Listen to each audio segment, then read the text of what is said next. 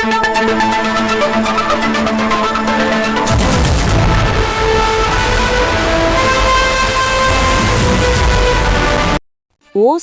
500க்கும் மேற்பட்ட ஆட்டோ ஓட்டுநர்களுக்கு அதிமுக சார்பில் சீருடை வழங்கும் நிகழ்ச்சி நடைபெற்றது. கிருஷ்ணகிரி மாவட்டம் ஓசூர் மாநகராட்சிக்கு உட்பட்ட காமராஜ் காலனி பகுதியில் முன்னாள் முதல்வர் ஜெயலலிதா அவர்களின் 79வது பிறந்த நாளை முன்னிட்டு சுமார் 500க்கும் மேற்பட்ட ஆட்டோ ஓட்டுநர்களுக்கு சீருடை வழங்கப்பட்டது.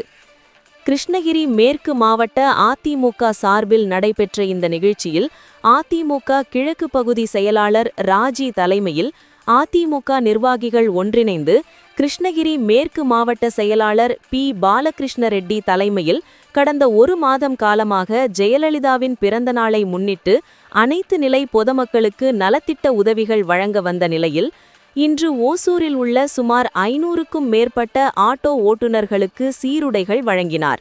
அப்போது உரையாடிய மேற்கு மாவட்ட செயலாளர் பி பாலகிருஷ்ண ரெட்டி கடந்த அதிமுக ஆட்சி காலத்தில் நடந்த சாதனைகளை சொல்லியும் தற்போது நடைபெற்று வரும் திமுக ஆட்சியில் மக்கள் படும் இன்னல்களையும் ஆட்டோ ஓட்டுநர்களிடையே சொல்லியும் மேலும் வருகிற 2026 சட்டமன்ற தேர்தலில் அதிமுகவின் இரட்டை இலை சின்னத்திற்கு வாக்களித்து மீண்டும் ஜெயலலிதா ஆட்சியினை அமைக்க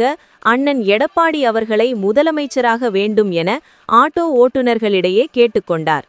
மேலும் இந்த நிகழ்ச்சியில் ஒன்றிய செயலாளர் ஹரிஷ் ரெட்டி, மாவட்ட அம்மா பேரவை செயலாளர் சிட்டி என்கிற ஜெகதீஷ், மாவட்ட பொருளாளர் பால் நாராயணன், ஒன்றிய செயலாளர் ஹரிஷ் ரெட்டி, இளம் பெண்கள் பாசறை மாவட்ட செயலாளர் ராமு, வட்டக்கழக செயலாளர் மாமன்ற உறுப்பினர் ஷில்பா சிவகுமார், லக்ஷ்மி ஹேமகுமார் என்கிற கும்மி, மாவட்ட ஓட்டுநர் அணி அமைப்பாளர் சென்ன கிருஷ்ண நாடார், பகுதி செயலாளர் வாசுதேவன், எம்ஜிஆர் மாவட்ட இளைஞரணி மன்ற மாவட்ட பொருளாளர் கேடிஆர் என்கிற திம்மராஜ், ரகுமான் உள்ளிட்ட கட்சியின் பொறுப்பாளர்கள் என பலர் கலந்து கொண்டு ஆட்டோ ஓட்டுநர்களுக்கு நலத்திட்ட உதவிகள் வழங்கிய சிறப்பித்தார்கள் என்பதும் குறிப்பிடத்தக்கது.